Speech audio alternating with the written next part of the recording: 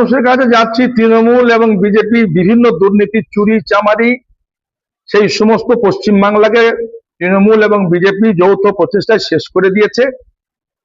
মুসলমানদের কাছে সমস্ত ভোটার লিস্ট থেকে বাদ দিয়েছে, হিন্দু ভাইদের বাদ দিয়েছে।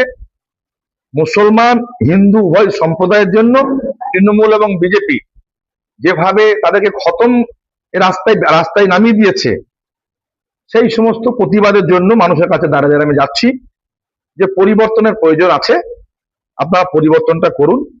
কারণ হচ্ছে এই বিজেপি এবং তৃণমূল যতটুকু এখন অবশিষ্ট রেখেছে তা আগামীতে শেষ করে দেবে।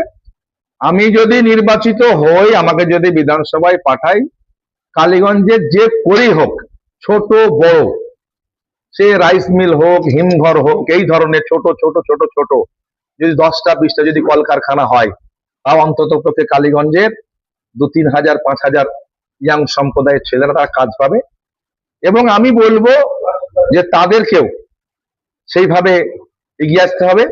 আর দ্বিতীয় কথা হচ্ছে যে ভারতবর্ষের মধ্যে সব থেকে যেটা বড় সুগার মিল আমার কালীগঞ্জে পলাশী 2 নম্বর পঞ্চায়েত অবস্থিত, সেই মিলের 18,724 একর সম্পত্তি, সেই সম্পত্তিগুলোকে রিকভারি করে সেই শিল্পটার সাথে তার অনুসারী শিল্প গড়ে তোলা যায় কিনা, তার জন্য আমি দাবি তুলব।